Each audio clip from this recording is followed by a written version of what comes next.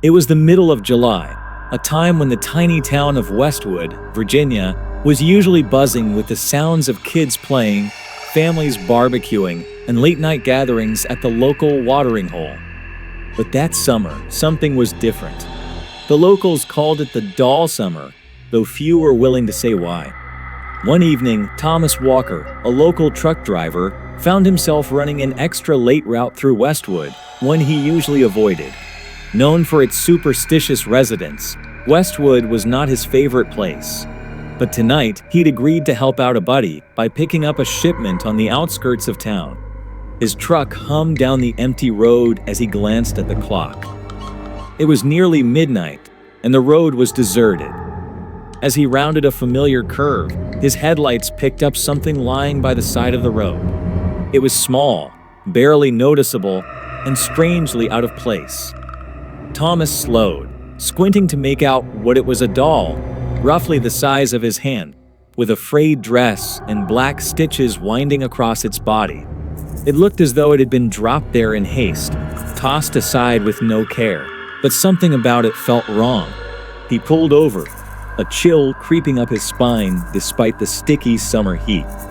Thomas had always considered himself a rational man, but an old fear was clawing its way into his mind. He got out, curious. The doll looked harmless enough, but it was strange to find a doll on this desolate road. He leaned down to get a closer look. The doll's face was a crude stitch of 2 eyes and a small mouth, and 7 needles, black, red, green, white, blue, yellow, and purple, protruded from its torso. The air around it seemed to carry a weight, as if an invisible hand were pressing down on him. Thomas stood, feeling a surge of nausea. His instinct was to turn around and leave it, but he was compelled to know more. Taking a deep breath, he bent down and picked it up. Nothing happened at first. He chuckled to himself, thinking he was foolish for expecting anything supernatural. But as he examined the doll, he felt something, a barely perceptible pulse, like a faint heartbeat, emanating from its center.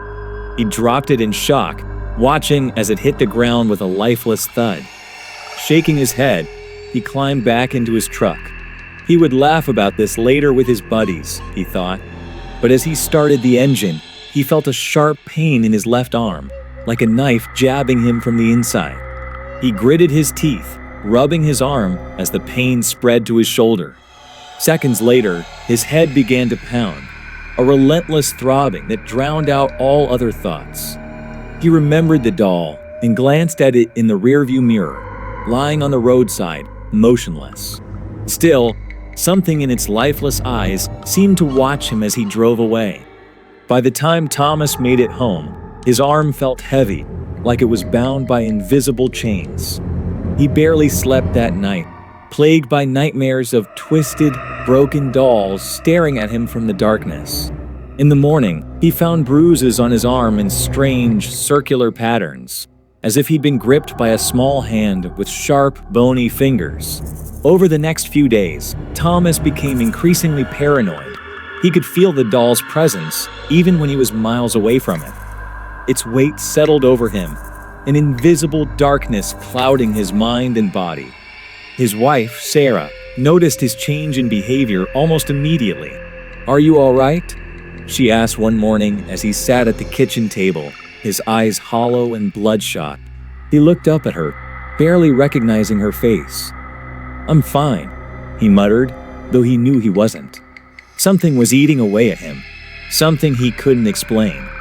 Desperate, he confided in his best friend, Mike, who had lived in Westwood his entire life. When Thomas told him about the doll, Mike's face grew pale. "You touched it?" Mike asked, his voice a barely concealed whisper. Thomas nodded. "I thought it was just a doll." "Damn it, Tom," Mike cursed under his breath. "That's not just any doll. People say it's cursed, a vessel for something evil. They say if you find one, you leave it alone. No one knows where it came from. But people have found those dolls all over town for years. And anyone who touches one, they don't stay the same." Thomas laughed nervously, but his heart pounded with fear. Come on, you don't believe that stuff, do you? Mike met his gaze, unblinking. I believe it enough to stay away from it. And now, you've brought it on yourself.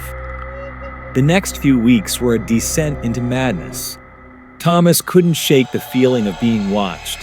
He avoided mirrors, fearing he would see something lurking behind him, just out of sight.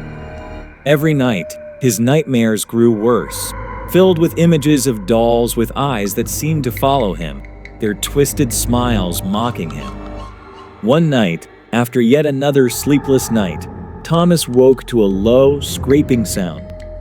His heart raced as he lay in bed, listening. It was coming from outside his bedroom door, a steady scratching like nails against wood. He held his breath, praying it was just his imagination. But the sound grew louder, closer. Slowly, he got out of bed, his bare feet silent against the floor as he approached the door. He held his breath, then yanked the door open. Nothing. The hallway was empty, shrouded in darkness. Relieved yet unnerved, he shut the door and returned to bed. But as he lay there, trying to calm his racing heart, he heard it again. Scrape, scrape, scrape.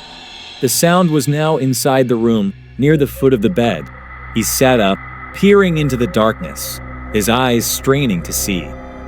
And then he saw it, a tiny, shadowy figure standing at the foot of his bed, no more than a foot tall, its head tilted at an unnatural angle, its eyes fixed on him.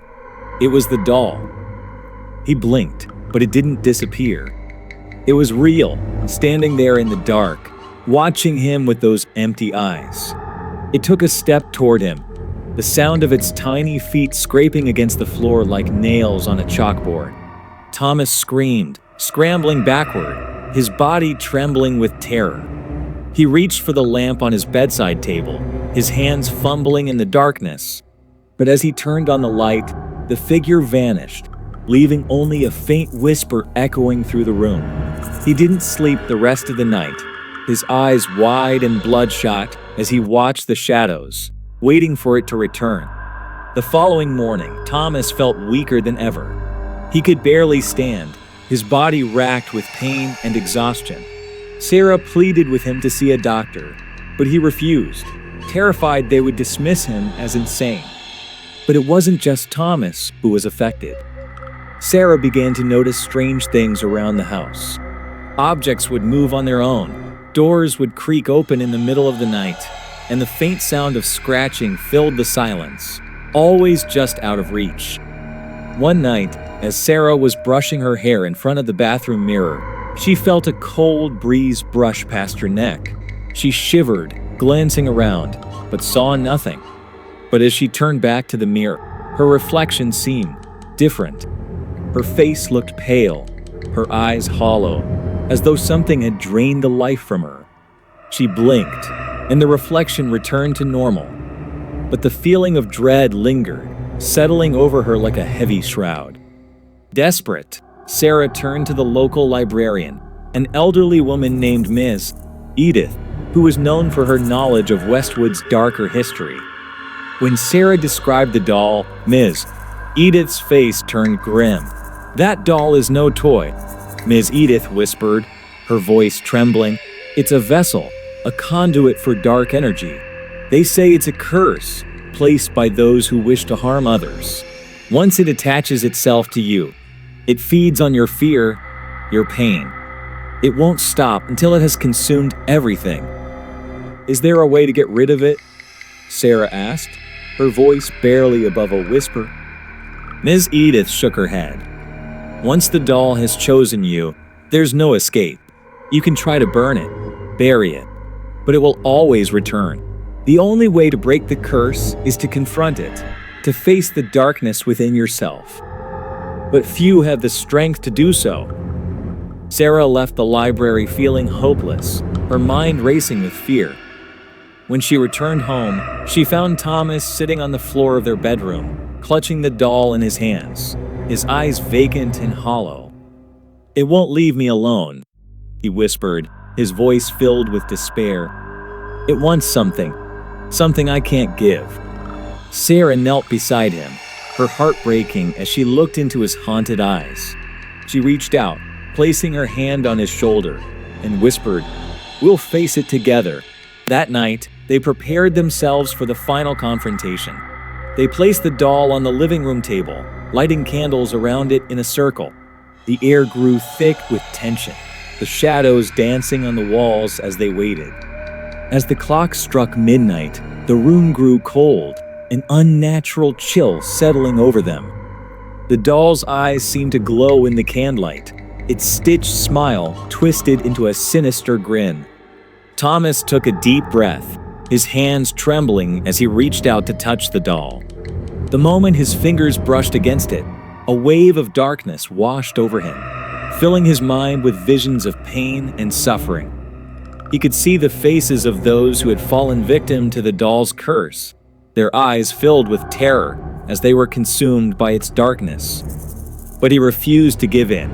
He clenched his fists, forcing himself to confront the fear, the pain, the despair that the doll had brought into his life. And then, just as quickly as it had begun, the darkness lifted. The doll lay still, its eyes dull and lifeless, its curse broken. Thomas collapsed, exhausted but free. Sarah knelt beside him, tears streaming down her face as she held him close, relief flooding through her. The doll was gone, its power shattered. But the memory of that summer would haunt them forever, a reminder of the darkness that lurks just beyond the edges of reality, waiting to be unleashed.